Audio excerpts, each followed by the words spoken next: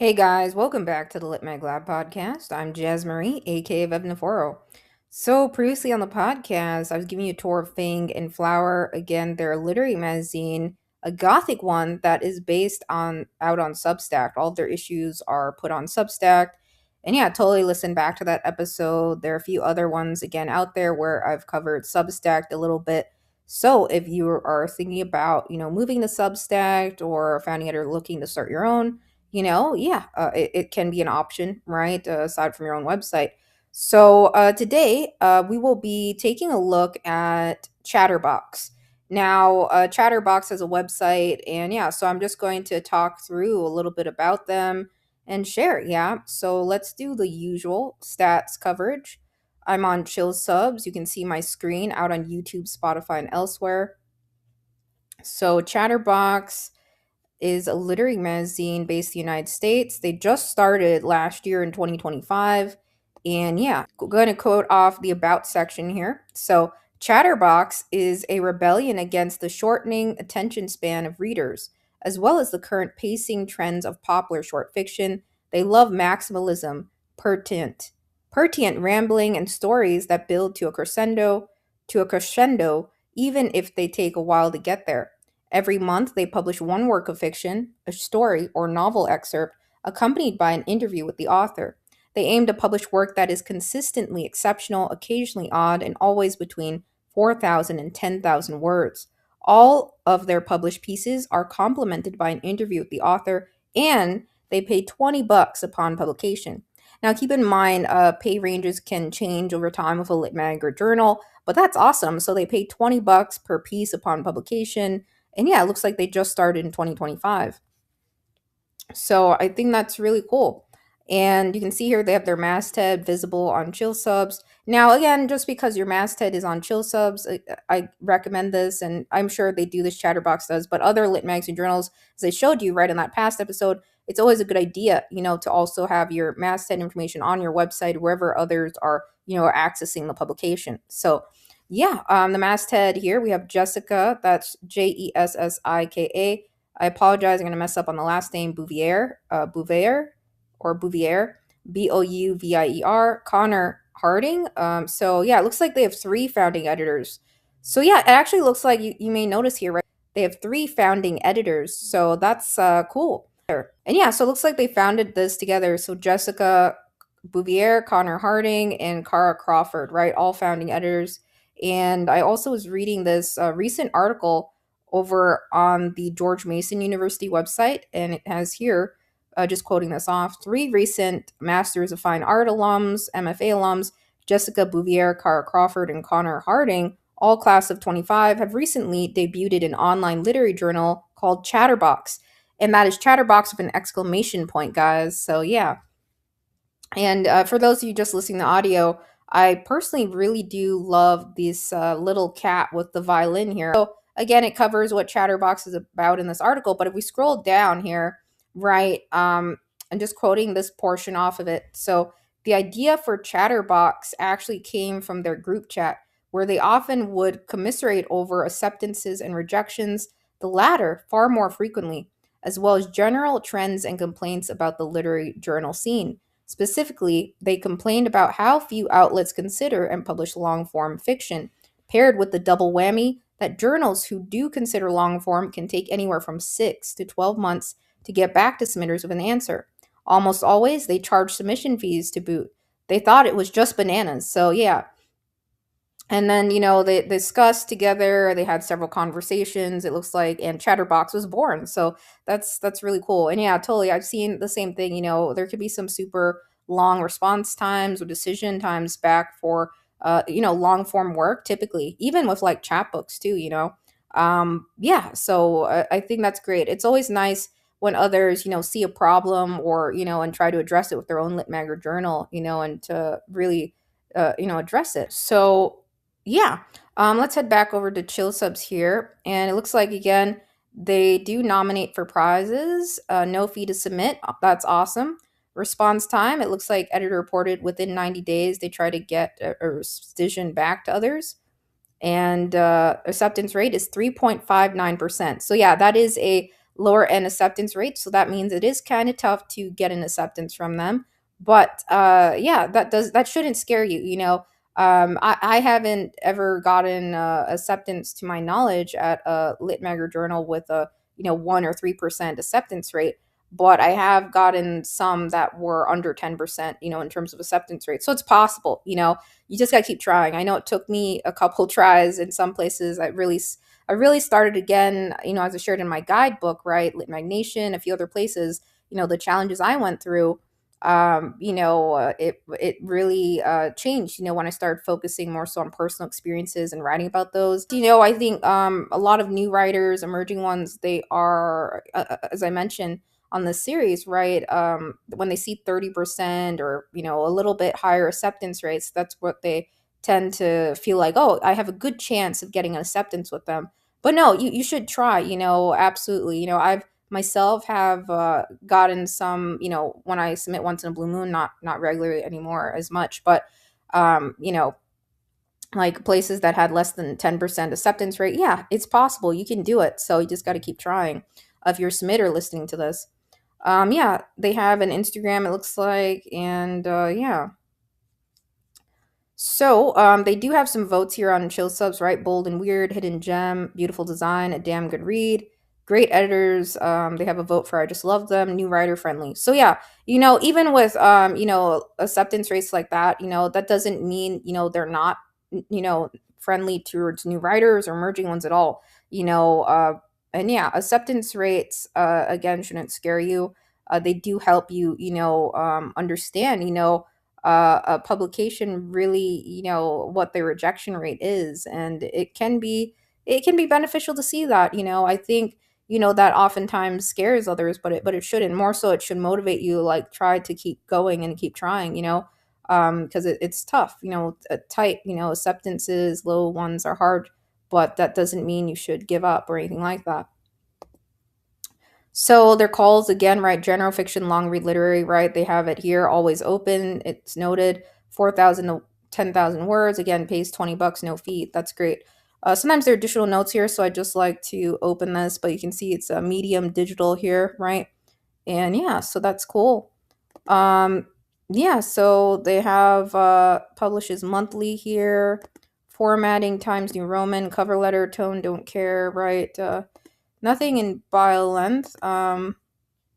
Post acceptance, I don't always expand these here, but there are notes here, right, inputted for these fields. First, North American serial rights. They nominate for Best American, Best of the Net, and Pushcart. And yeah. And keep in mind, I think Best American Poetry, that one got discontinued, but there is Best American other, series, right? So just keep that in mind. I put that in a list, right, of which ones are still active and which ones aren't. And yeah, so they do individual social media promotion, interviews with each publication, it looks like, which is awesome. I know a lot of places don't do that, but some do. Gather Lit Mag does that. They do fun interviews along with published pieces. And it can be a lot of fun, again, to get to know writers more, ask them about their work even. So I think that's pretty much it for the chill substats. They do have a duotrope listing. Again, their fledgling listing, right? Same thing you saw with Fang and Flower on the past episode. So eventually this will go away once, they are, a little bit longer, in terms of activity as a publication, over time, as the years go on, right? So again, the project is new and has been listed on Duotrope less than 6 months. It just covers, everything again, their guidelines, right? Human created work only, no AI use allowed. And yeah, so that's really cool, and yeah, it just outlines everything here again. They are a member of CLMP, so if we search here, I'm just on their website and type chatter, it probably won't come up. You have to type, I think, the full name typically. So let's see how it came up now. Chatterbox, right? So I think sometimes it's finicky with like keywords and stuff, but the full name, it seems to come up. So yeah, Chatterbox is a CLMP member. If you're not sure what CLMP, the Community of Literary Magazines and Presses, is, I do have an episode number 82 and another one that was audio, but the video one is 82 on CLMP. So you can take a look at that. Just wanted to show that. And yeah, so Duotrope, Chill Subs, CLMP, there are other listing directories, too. in terms of that. But yeah, again, you can look into becoming a member of CLMP if you're interested. And yeah, and chill subs. It's always a good idea to have a listing. A lot of others, writers can discover your publication that way, even artists. So let's take a look at the Chatterbox website, right? So this is chatterboxlit.com. And I must say, just off the bat, I really love like the whole cat again logo, right, that they have. That's part of it, and then the cat playing the violin, right? And then it has like almost like a circus themed pattern in the background, right? Really nice. I like it. And the font style is really nice, right? It's really impactful. So I think that's really cool. So on their main page, right, again, it reiterates all of their guidelines, what they focus on. They're a digital literary publication dedicated to lengthy fiction. Once a month, they publish one story or novel excerpt between 4,000 to 10,000 words. Again, all of their published pieces, again, are complemented by an interview with the author. Submissions are rolling and always free, and they pay $20 upon publication. It says learn more about them through their About drop down, unanswered questions. Feel free to contact them. So let's go to the About section here and see what's that. Yeah, so again, it iterates again what I read off of Chill Subs and Duotrope, what they're about. And so I won't reread that. And again, they reiterate what they focus on, right? And always doing an interview with the author. And yeah, and the word limits. I think it's a good idea to have on your website in a couple of different places what the word limits are, word counts, or any caps. Even if you do poetry, right? If you're a poetry publication or founding editor thinking about starting one, think about how many are you going to have line limits? Are you going to be open to all lengths and forms, or what's your focus? You want to be very specific, right? Yeah, whether it be a digital or print publication, again, or yeah, or both. So yeah, Chatterbox is a digital online publication, and yeah, it says here as editors, writers, readers, and friends, their tastes are far-reaching. The best way to determine if your piece is a good fit for Chatterbox is again to read their most recent publications.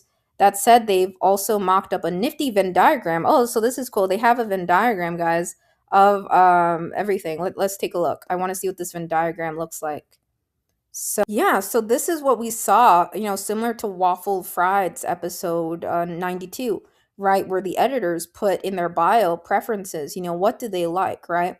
So yeah, so I'm not going to read off everyone's bios. Yeah, so typically if it's a small team of like two or three or one to three, I do read bios if possible.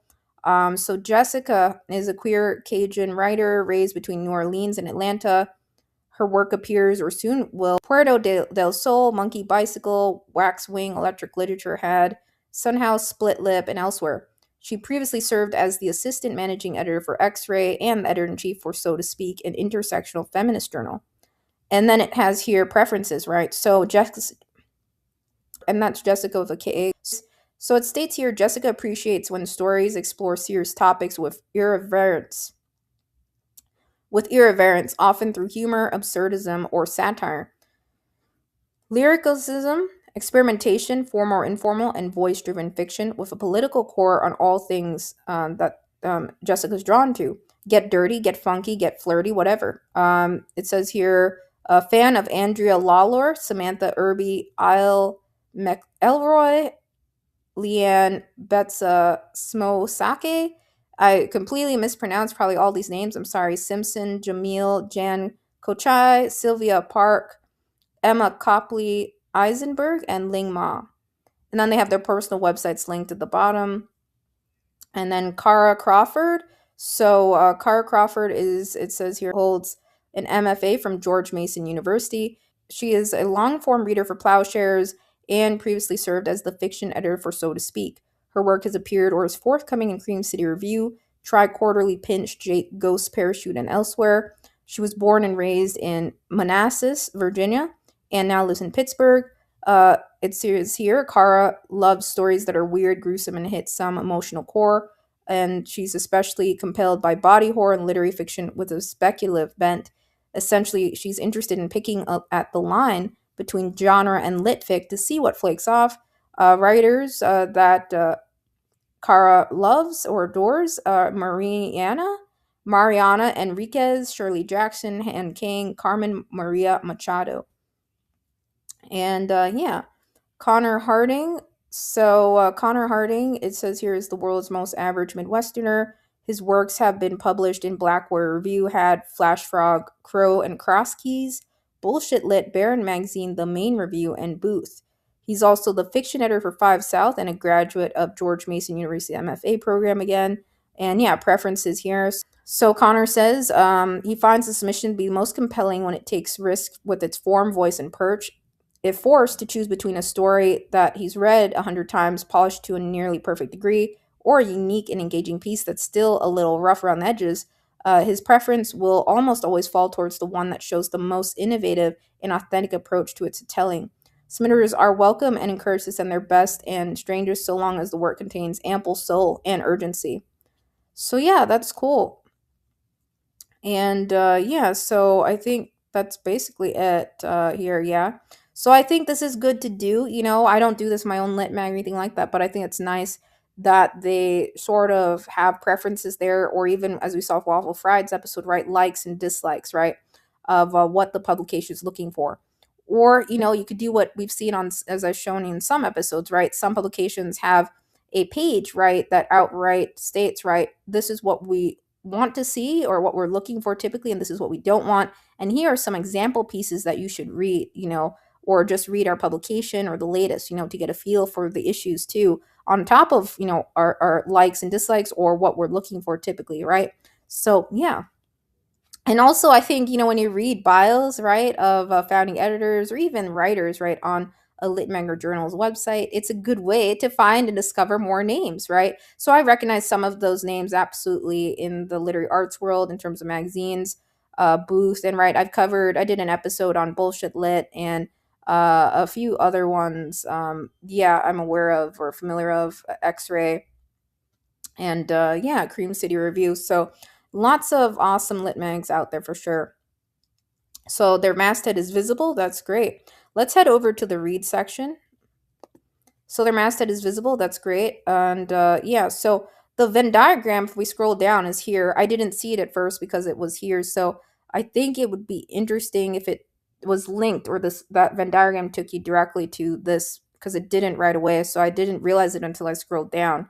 But yeah, so again, here's the Venn diagram of Connor, Cara, and Jess of what their taste entail, right? So we have, right, Connor's, and you can see on screen. I won't read all of this off, but you can see it on my screen, right? Some of the things I'll just mention. I won't list everything, but Connor has a dirty realism, clash conscience, for instance, a strong first page. Kara, right, and in the middle of the Venn diagram, and Connor and Jess, right, collectively, they have romance, quirky first person POV, horror, formal experimentation, weird, eclectic, maximalism, surrealism, political. And then yeah, so they have grotesque and unlikable characters, and Jess has food writing, lyric plays, for example, and other ones here. So yeah, you can see it's. I think this is a fun thing to do.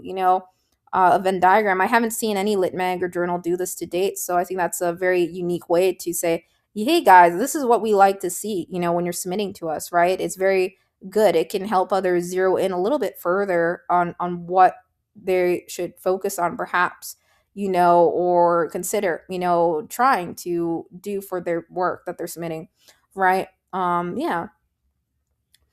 And I think that's nice, that fan editors say, yeah, we love this is what we really love. And yeah, so they said they're transparent again about their editorial biases, right? And it says here they're transparent about their editorial biases against nihilism, historical fiction, Greek myth retellings, self inserts, lemons without emotional cores, and romantic triangles. It says, don't let this get you down. They are happy to have their biases challenged with pieces that surprise us. So, yeah, even with this, they're like, yeah, if you surprise us, still, don't be afraid, but of doing anything like that, but surprise them, right? As I've said elsewhere and in multiple places, right? And many other editors have said this. You want to surprise others, right? And really create an impact, right? So yeah. And usually, right, the first page, right, strong first page, even when you're dealing with, now they're not doing poetry, but even when you're dealing with poetry, right, you want a strong first line, right? You want a strong, title, right? That the first couple lines are like what hits the reader's eyes first. So yeah. And yeah, you have to really consider what perspective, even when you're dealing with narrative poetry, right? A lot like the perspective of like how you're telling it, all of that stuff, right? And the themes in your writing, and how cohesive it is. So yeah. So yeah, and I see satire again in Jess's and other ones. So yeah, I think this is a very creative way of sharing a Venn diagram. Very fun, how they have their team page and everything. Very fun how they have their team page and everything. So let's head over to read. Let's take a look at the layout of the pieces here. So this is how they have it structured, right? So this is the read section.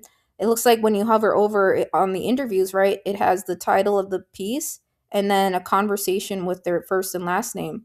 And yeah, and then they have, it looks like pieces here that, and I'm not sure who does the or where the illustrations come from, but they are awesome nevertheless. I really like it. It says here, right, 83 million years on the turtle shell. And then we have interviews here every time we hover over, right, the author's photo. And yeah, so that and the title of their piece. So let's click into 83 million years, the turtle shell. So yeah, they have the title here and the font matches their website, which is great to see. And yeah, so I'm just going to scroll through so you guys can see the format. I'm scrolling really fast because, yeah, this is a long form piece. You can tell, right? For sure. So yeah, I'm just seeing the layout for you guys. So yeah, at the very, very bottom right, what they do is, right, they have, it looks like the author and writer's bio, right? Which is pretty typical. And then there's arrows here, right, to get to other pieces. So yeah, I think whenever you're dealing with long form work and pieces like this, it is nice to have arrows like this. But also, a couple episodes back, I showed you Agni's website and even another website out there, I think. Those back to top buttons, I think those are very useful for long form content, so you can go back to the menu. Obviously, we always have the back buttons on websites and stuff, so, in our web browser, but still. Yeah, so yeah, get back on if you fall. And yeah, so I like the layout. It's consistent across the board, you can tell, right? And yeah, so I won't go through all of their pieces, but you can see here. Let's click on one of the interviews here. Let's do this one of Aurora and see what the interviews look like. So yeah, it looks like one of the founding editors, you know ask a question, right? And they have very cool questions. I'm not gonna read this, but yeah, they really question them on certain aspects of their stories, and you know how did they approach it and develop the story and get into like a little bit behind the scenes of the author's mind, right? I think that's really nice to do. I'm not going to read through all of this for you guys at all, but do hop in and check out the interviews. I think interviews are a lot of fun. I myself do Q&As quite a bit myself at my lit mag, right? And it's great, to share more about a writer and yeah, other things they do, right? Totally. And learning more about a piece or what the thought process was behind it, or getting to know a writer a little bit more is really nice. So yeah, that's the read section. So under about, I didn't notice this, but they have, like, when you hover over, right, so it takes you back to their main page, their masthead. Now they have a process section, right? So this process section here, it says here, upon receipt, every submission to Chatterbox is automatically stored and assigned into one of three head editors folders. These assignments are split according to workload rather than content. This initial editor serves as a first reader. They will vote yes, maybe, or no on the submission. Yeses and maybes move to the next round and are assigned to the two remaining editors for review. The piece is then discussed at a bi-weekly staff meeting where all three editors share their perspectives and reading experiences. Pieces that receive a unanimous yes votes or two yeses and one maybe in the second round are slated for acceptance as soon as possible. And yeah, so a lot of lit magazine journals have some sort of voting or scoring process, especially when it's a group of, editors or even a reading team, right? I think that's great. So they have a yes, maybe, or no, in terms of votes. I've shared on this podcast, right, my own lit mag, we do a scoring of 1 through 10, right, across our readers, right? And it goes through 3 rounds at my lit mag. So yeah, this is a great that they are very transparent at Chatterbox on their process and how the voting takes place, right? So, yeah, again, they outline why they do this, right? So, to ensure every contributor and every piece knows they have the full support of their editorial team prior to publication. Two, to ensure each submit. So, one, to ensure every contributor and every piece knows they have the full support of their editorial team prior to publication. And two, to ensure each submission receives individualized time, care, and attention. And three, to ensure the tone and mission of Chatterbox remains editorially cohesive. And after acceptance, so they let you know what happens after, right? So one editor will become the point person. The point person is typically the editor who had the strongest connection with the accepted piece. The point person will share the contract with the author, arrange a time to conduct the corresponding interview, and work closely with the author to address any global or line level edits. So see their editorial process statement below. The remaining two editors serve as a final proofreaders. The remaining two editors serve as final proofreaders for all transcribed and edited materials.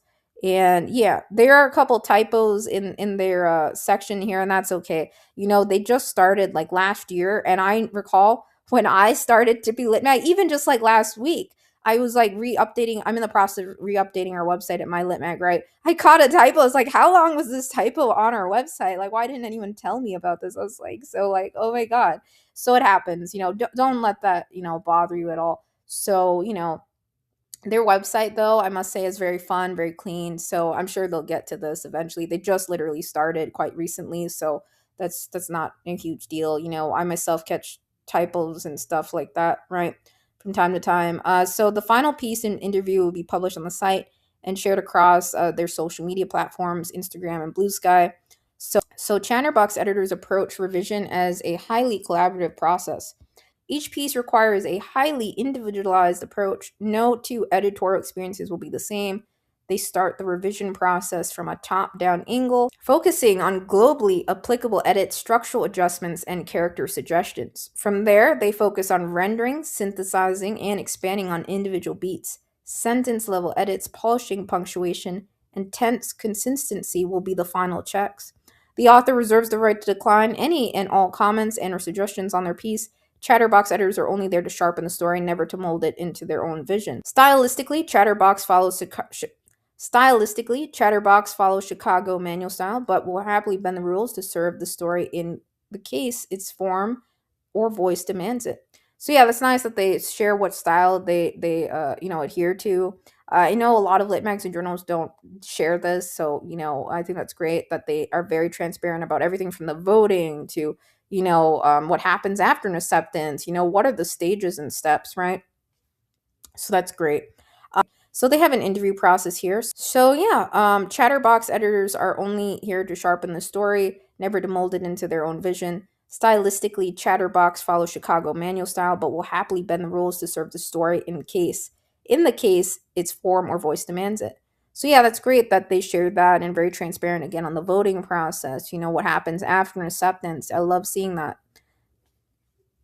Now, the interview process at the bottom here, it states Chatterbox editors hope to understand the heart of every narrative before providing a substantive comment on the draft.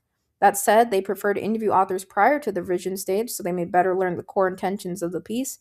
Interviews may be conducted through Zoom or asynchronously determined by the author's preferences. Interview drafts will be shared with the author for review prior to publication. The conversation will cover a range of topics, including but limited to craft, inspiration, practice, and close reading questions about the accepted piece. Yeah, so again, definitely check out those interviews they're doing. I think they're very cool, very fun too. A lot of lit magazine journals out there, they don't do interviews, but there are, some absolutely from time to time sharing this podcast, right, that do Q&As and interviews with authors. But I think they go the extra mile of doing those interviews, right? So that's nice to see. And they're paying writers $20 per piece.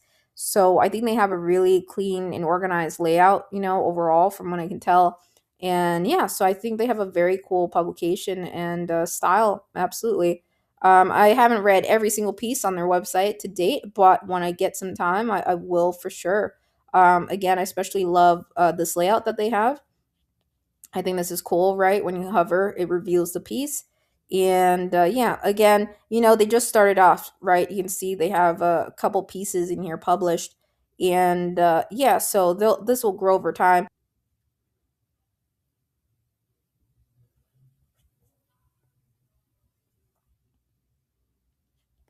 And yeah, I'm sure over time as this grows, right, they'll probably implement a search of some kind, yeah, so that it's not just a scrolling and experience. But yeah, very organized. I love the cool illustration or graphics they have, over each one. So it's a very fun, and yeah, they really draw your eye to the piece, right? And the interviews, I think it's a setup and layout, right?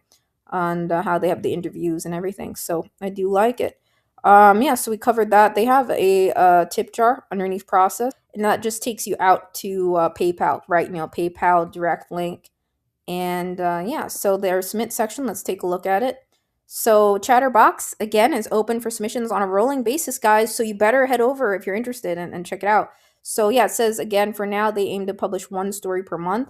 The story is accompanied by an interview between the author and a Chatterbox editor. Interviews explore the author's process and the lifespan of the story prior to publication. All of their content can be accessed online at no cost. Again, they have a tip jar.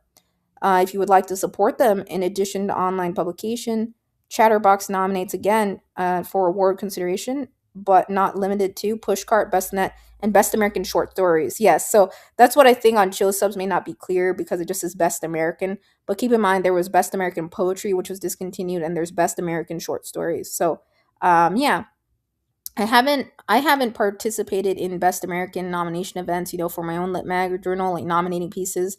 However, I created a list and put all of the nomination events, together so you can check it out on the Lit Mag Lab. And not all of them are pertaining to short stories, but I tried to put all the ones I'm aware of, in existence. There are others besides that, to nominate for. We recently participated in a few more, but it was for yeah, and yeah, there are tons of other there are quite a few other events, for short story nominations or story nomination events in general. And there are even some out there that focus again on a writer's debut piece, right? So do check out that list if you're interested, nomination events in existence, right? So yeah, they have general guidelines. So again, they just reiterate this, right? And they reiterate here, right, between 5,000 and 8,000 is their proverbial sweet spot. They consider again unpublished pieces of fiction between 4,000 and 10,000 words. They're happy to consider, again, novel excerpts as long as they're self contained, and they will get back to everyone within 90 days, again, or sooner. And you can query if you haven't heard back within that time frame. Simultaneous submissions are welcomed and encouraged. Just let them know if it's been accepted elsewhere through email, withdrawing your work from consideration, and yeah, replying to the original chain. In order to give submissions the care they deserve, it says please only send one submission at a time. Once you've heard back from them, feel free to submit again right away. They do ask previous contributors to wait at least 1 year before submitting again, so they may platform new voices. So they have a wait time, Once you get an acceptance, right, they're like, please, wait at least 1 year, before submitting again and again. So yeah, that's a great way to get others, on board, not the same writers over and over again in a publication series, right? They consider and publish works written primarily in English, but they do welcome the inclusion of non-English languages in submissions. They do not consider, again, work generated or inspired by AI to any degree. So ethics, right? They state DEI is alive and will at Chatterbox. They enthusiastically encourage and seek work by underrepresented and or marginalized writers of all identities.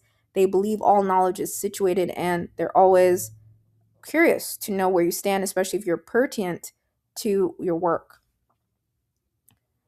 Any work deemed hateful, again, is not going to be accepted. Obviously, it'll be immediately rejected, right? And yeah, and they will include a note in their response that makes it clear if a piece violates their guidelines, and they will ask you not to submit in the future. So yeah, I think sometimes places that when your piece violates their guidelines or something like that, I've seen some places they do a good job of telling you, but oftentimes it's just a canned letter. It doesn't really tell you like what you did wrong. If you violate a guideline. So oftentimes, like what do I do with my lit mag if we're doing like a certain challenge or contest? We'll oftentimes say, "Hey, we discovered these pieces were actually published online, and you didn't state that in the piece, and that violates our guidelines, right?" Or you submitted a piece that was irrelevant to our theme cult, right? So that violates the guidelines, things like that, or goes over way over the word count or limit, right? That violates the guidelines. But anything that's super inappropriate, super aggressive, right? Yeah, that's not stood for anything hateful, obviously. And a lot of lit magazine journals have policies like these in place. So yeah, you just want to be mindful. Like if you're a founding editor of a lit mag journal, again, I think it really helps, to submit to places yourself. You're going to start one, right? To see how rejection letters are sent, across the different places in the world, different publications.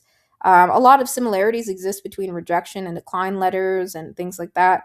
But yeah, it can help you, create your own, and add in other things, on notes, and maybe think about, if you want to do, I do quite a bit of additional notes sometimes saying, yeah, while this did, go over our limits, for the challenge, it could be a word count. Just that's the reason maybe it's why it's declined, for a story or something.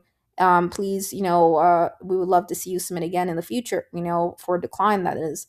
So yeah, just keep that in mind. So formatting, double space and paginate your work for Chatterbox. It says their eyes aren't great. They prefer .doc and .x files, but we'll consider PDFs. So Word docs are preferred. And yeah, it looks like they're using emails solely for Chatterbox, right? It says please format the subject line as the submission title of the piece, and then your name underscore your name or something close to that. It says feel free to put your bio in the body of the email, but they will always reach out to authors for updated bios upon acceptance. If your piece mentions graphic subject matter, they will always appreciate a content warning. If your piece has specific form that violates these guidelines, don't sweat it.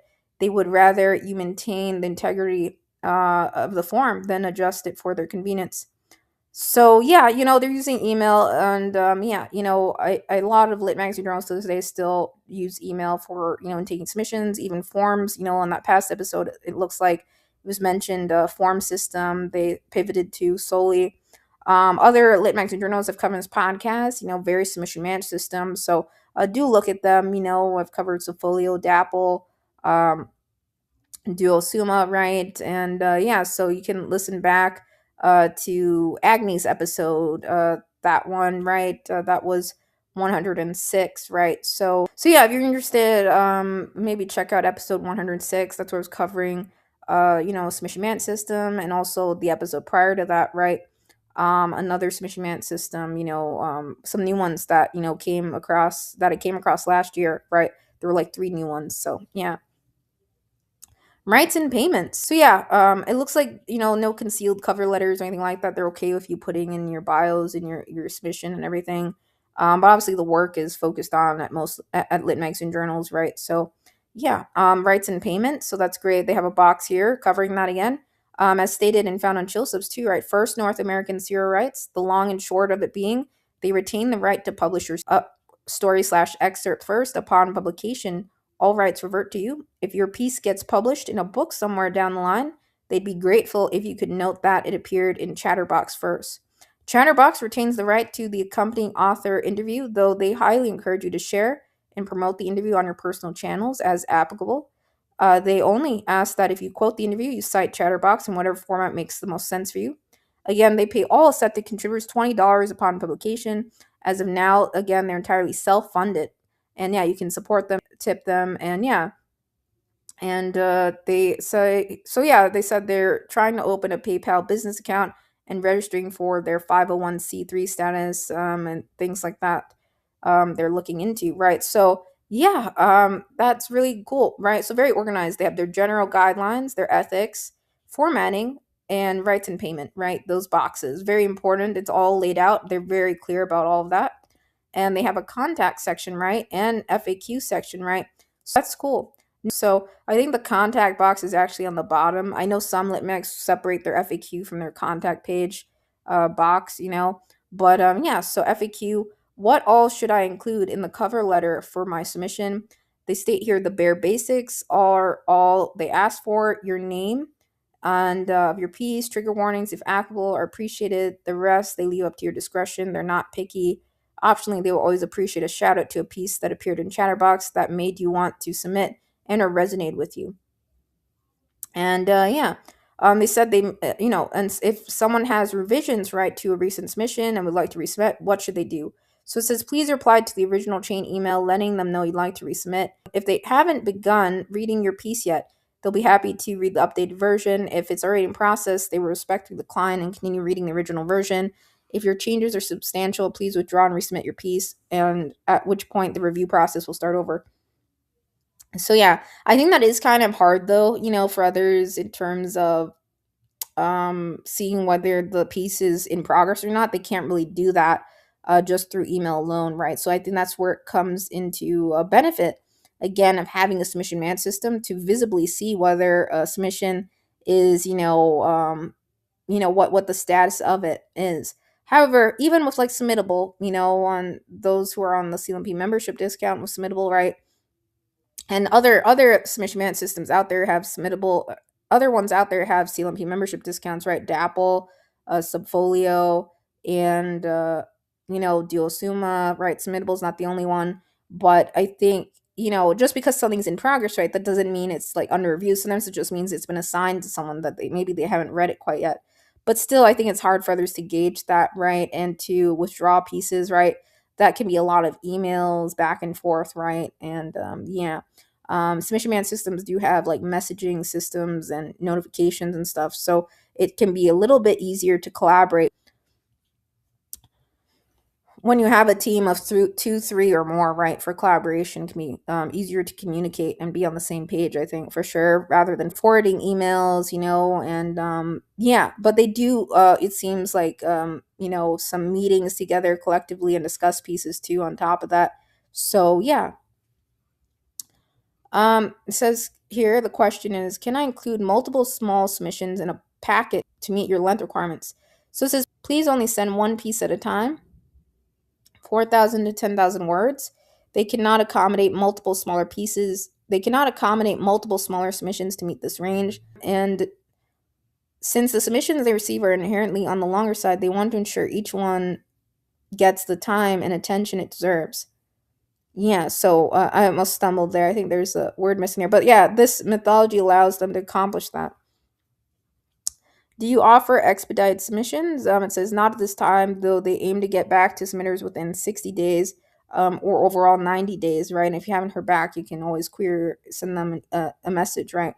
Do you accept work that's been posted on social media or blogs? So this is great that they have this. It says, sorry, they don't. Chatterbox asks for first North American serial rights, which means they retain the right to publish your piece first. So yeah, no previously published work at all. Upon publication, all rights revert back to you again, right? And yeah, and then you're welcome to like reshare on social media or even on your private blog, though they would appreciate if you noted that your work appeared in Chatterbox originally. And how do rights work for the interview portion? So they state here, because the companion author interviews are conducted, drafted, and edited by Chatterbox editors, interview rights remain with them. However, they encourage authors to share and republish and circulate their interviews widely. So it says here as a question, do you consider poetry, art, or nonfiction? And they say here, currently we only consider fiction. That said, they have high hopes to expand their genre considerations and their masthead in the future. So that's cool. They may be expanding into other areas, one day. So that's great to hear.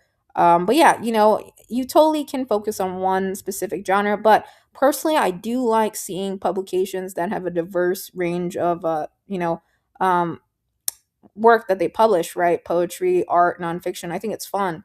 But totally, there are some publication series out there that do nothing but publishing stories or do nothing but publishing poetry. But yeah, so they said that maybe one day that'll change with them. It will maybe be one day beyond fiction.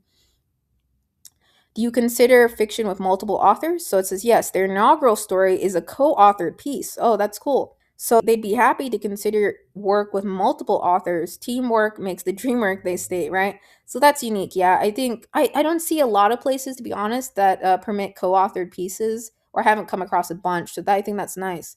And yeah. Do you consider work in translation? So they said they don't seek it explicitly, but they're open to translated work so long as the translator can provide of the original author's consent where applicable. So yeah, it says if you have more questions, you can fill out their contact form, and that's pretty straightforward. So yeah, that's pretty much it. They have an FAQ contact section. It's very organized, very clean.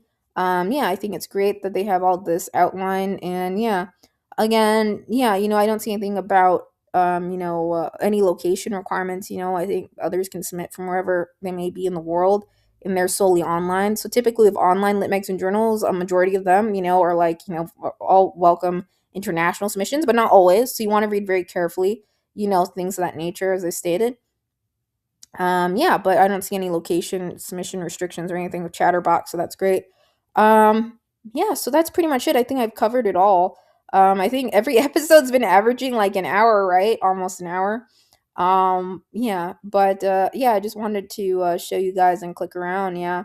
I think they have a really cool publication that they've created, Chatterbox. So I was like, wow, this looks really cool. When I first came across their page, I really like the layout and that cat with the exclamation point and playing the violin of all things, right?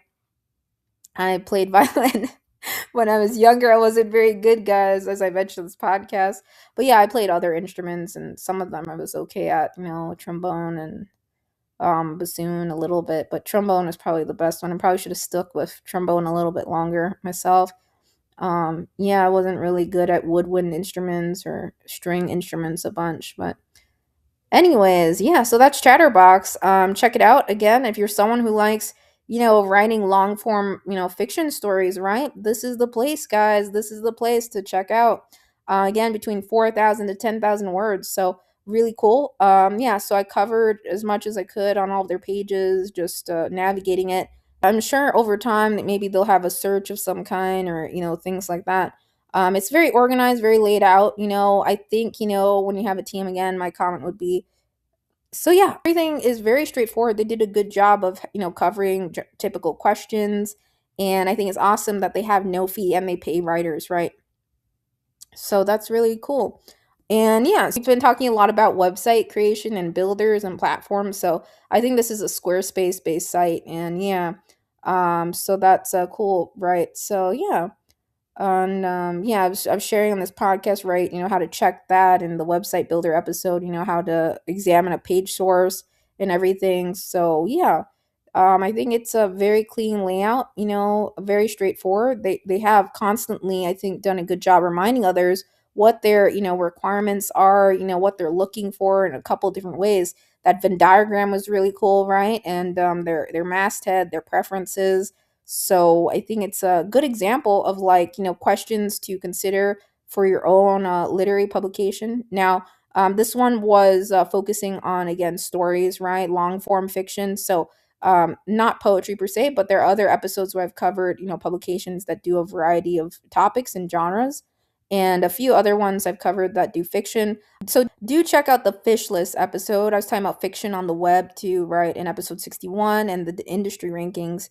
And yeah, there are also, a lot more nomination events that I've covered, again, tied to stories, right, in nature that are not in the nomination event episode. I don't know if I'll do an updated episode, but I tried just in that description to link like all the ones that I was aware of too. But I do have a list out there on my channels too online. So yeah, I hope this helped you. Chatterbox Lit caught my eye, so I wanted to cover it today. And I think a lot of writers love when, of course, when publications are able to pay you for an acceptance, right? And has no fee. So this is why I wanted to cover it. I thought they had a unique style and a cool layout for sure. So do read more of their publications. And yeah, I'm going to have to read The Frog Parade and Get Back On If You Fall and all of these ones. I haven't read all of them yet, but I will get through them when I get a chance. And yeah, very, very clean layout again. So be sure to head over to chatterboxlit.com when you get a chance. And yeah, and to give it a read or submit if you're interested. Looks like they are, always rolling, always free. So yeah, very cool. And yeah, that's all. So again, I just want to say I'm so sorry if I mispronounced any names on the masthead or staff. Kara, it could be Kara, Kara. I do apologize if I mispronounced the names there on the staff. So that's pretty much it. And yeah, I think I've covered everything, right? So yeah, this background again, I was taking me back. I was remembering like that time. It's like a circus font, right? And the circus background a little bit. I was remembering the first time my folks took me to see a circus, a little bit. I saw the elephant and I remember I had binoculars and I'm sitting in far, pretty far away, but I could still see, that the circus event I went to, and yeah. But anyways, love it. I think it fits well. Chatterbox was the exclamation point. And I think again, it's really fun that each lit main journal, as we've seen on the series, and probably as you explore more, whether you be a founding editor or not, or a submitter, writer, artist, right? A lot of lit magazine journals have some very cool, identifying logos or and to them, absolutely.